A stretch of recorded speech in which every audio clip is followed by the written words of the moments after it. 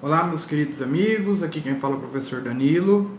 Vamos para mais uma aula na modalidade online, desta feita na matéria de Direito Processual do Trabalho 1, destinada ao quarto ano F noturno do curso de Direito da EMS. Mas é sempre bom lembrar, se você não faz parte do quarto F, mas está aqui assistindo a aula, é sempre um prazer tê-los comigo. Espero que essa nossa parceria possa durar muitos anos, muito tempo aí, beleza? Pessoal, aula de hoje nós temos dois temas bem tranquilos. O primeiro é justiça gratuita, segundo honorários periciais. Bom, quanto à questão da justiça gratuita, houve uma modificação na reforma, com a reforma trabalhista, né?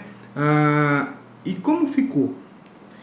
Bom, a justiça gratuita ela está descrita lá no artigo 790, parágrafo 3º da CLT. E o parágrafo 3º, ele fala o seguinte: é facultado aos juízes, órgãos julgadores e presidentes dos tribunais do trabalho de qualquer instância conceder, a requerimento ou de ofício. Então, primeira coisa, a justiça gratuita pode ser concedida a requerimento ou ela pode ser concedida de ofício. O benefício da justiça gratuita, inclusive quanto a traslados e instrumentos, aqueles que perceberem salário igual ou inferior a 40% do limite máximo dos benefícios do regime geral de previdência social.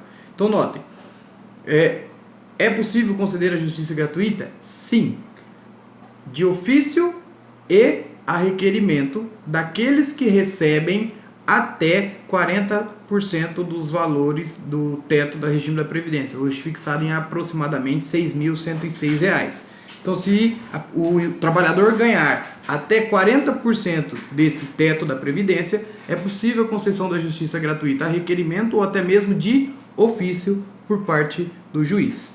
Tranquilo? O artigo 790, parágrafo 4º, fala que o benefício da justiça gratuita será concedido à parte que comprovar insuficiência de recursos para o pagamento das custas do processo. Então ele abre brecha para aquele que ganha mais do que 40% do teto da Previdência também ter o direito à justiça gratuita. No entanto, para que esse direito possa ser consolidado, é necessário que ele faça uma comprovação a respeito. Tudo bem? Importante a gente mencionar ainda: são isentos de pagamento de custas os beneficiários da justiça gratuita, União, Estados, Distrito Federal e municípios e as autarquias e fundações públicas que não explorem atividade econômica, bem como o Ministério Público do Trabalho. Esses entes que eu mencionei, eles não recolhem custas processuais, eles são isentos do pagamento de custas processuais. Beleza? A isenção, de acordo com o artigo 790-A, que menciona quem são esses órgãos que são isentos, né? Lá no artigo 790-A, parágrafo 1º, ele fala: União, Estados, Distrito Federal, municípios e respectivas autarquias e fundações públicas federais, estaduais ou municipais que não explorem atividade econômica. E no inciso 2º, o Ministério Público do Trabalho. É importante a gente mencionar que o artigo 790-A, parágrafo único, ele menciona o seguinte: que a isenção prevista neste artigo, ou seja, a esses órgãos, não alcança as entidades fiscalizadoras do exercício profissional, nem exime as pessoas jurídicas referidas do inciso 1º da obrigação de reembolsar as despesas realizadas pela parte vencedora. Ou seja, o fato dela estar isenta desses órgãos constantes, no inciso 1º e 2º, estarem isentos de pagamento, se porventura a parte que venceu tiver desembolsado alguma coisa, estes órgãos terão que reembolsar a parte que venceu, ainda que eles não teriam que recolher alguma coisa num primeiro momento. Tranquilo? E segundo, as entidades fiscalizadoras do exercício profissional, OAB, CRES, COREM, CRM, Conselho Regional de Medicina Veterinária, esses órgãos, eles são obrigados, eles não têm concedido a justiça gratuita, eles são obrigados a recolhimento de custas processuais, eles não são beneficiários da justiça gratuita. Tranquilo? Outra coisa que a gente deve ter também, que a gente vai ver também, diz respeito aos honorários periciais. Pessoal, o honorário pericial está descrito lá no artigo 790B da CLT. E o artigo 790B da CLT ele fala o seguinte, ó, a responsabilidade pelos pagamentos dos honorários periciais é da parte sucumbente na pretensão objeto da perícia, ainda que beneficiária da justiça gratuita. Ou seja, quem paga a perícia? A parte que foi sucumbente na perícia. Tudo bem? Então, quem paga a perícia? Quem perder a perícia, independentemente de quem requereu. Então, se o reclamante requereu perícia e a perícia foi positiva, quem vai pagar a perícia? A reclamada. Se o reclamante requereu a perícia e a perícia foi negativa, quem vai pagar a perícia? O reclamante. Ou seja, a parte que perdeu paga a perícia.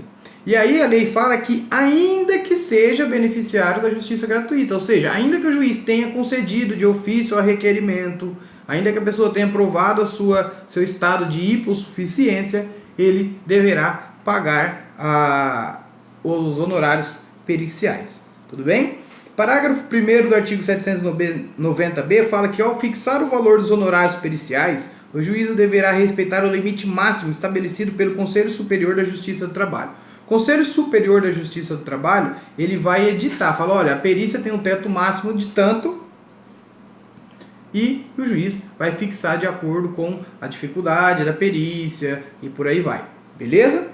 Bom, o parágrafo 2º fala que é possível o parcelamento dos honorários periciais. Então a parte que perdeu pode requerer o parcelamento dos honorários periciais fixados. Não tem problema e o juiz pode deferir. Tranquilo? O juízo não poderá exigir adiantamento de valores, ou seja, nem o reclamante nem o reclamado tem que depositar em juízo algo para que a perícia possa ser feita. A perícia vai ser feita e ao final quem perder a perícia, quem for sucumbente na perícia, deverá recolher o valor por inteiro. Beleza? Pessoal, grande discussão, há uma celeuma muito grande com o artigo 790B, parágrafo 4º, que o parágrafo 4º fala o seguinte, ele trata da possibilidade do reclamante, vamos imaginar o seguinte, que o beneficiário da justiça gratuita, que teria que pagar a perícia, não ganhou em nada, não ganhou nada no processo. Então, por quê? Como que funcionaria? Funcionaria o seguinte, vamos imaginar que o reclamante tem lá, faz um pedido, faz vários pedidos, ganha 20 mil e perde a perícia. O valor referente ao pagamento da perícia vai ser descontado desses 20 mil. Agora, o que a letra de lei menciona, no 790B, parágrafo 4º da CLT menciona, ele fala o seguinte, que se porventura ele não tiver tido nenhum crédito neste processo, a Justiça do Trabalho vai primeiro procurar crédito em um processo diverso daquele, para, se caso não tiver, aí sim quem vai pagar é o Estado. Então notem, vamos imaginar o seguinte, eu tenho um processo contra a empresa B, contra a empresa A, e tenho um processo contra a empresa B, ok? Então na empresa A, eu tenho lá 30 mil para receber. Na empresa B, eu pedi perícia, tudo bem? Perdi a perícia, eu teria que pagar a perícia descontando daquilo que eu receberia da empresa B. Mas eu perdi tudo da empresa B, a empresa B não me paga nada. O que vai acontecer? Eles vão entrar lá naqueles 30 mil da empresa que a empresa A te deve, vai transferir para o pagamento de honorários de perícia e o restante você recebe. Ou seja, eles pegam de um processo terceiro. Há quem entenda que isso é inconstitucional. Eu particularmente também compreendo dessa mesma posição. Existem até ações declaratórias de inconstitucionalidade junto ao STF nesse sentido. Tudo bem? Ou seja, quem paga a perícia? O reclamante vai descontar os valores que ele receberia das outras verbas. Ah, ele não tem nada que receber. Se ele tiver um outro processo, vai descontar do outro processo. Se ele não tiver um outro processo, aí sim, quem vai pagar é a União. Beleza? Pessoal, por hoje é só isso. Valeu. Lembrando, durante o horário da aula eu estarei online, tirando todas as dúvidas de vocês, recebendo a nossa atividade. Se cuidem, fiquem com Deus. Se Deus quiser, logo logo nós estaremos aí nas aulas presenciais. Beleza? Abraço, até a próxima.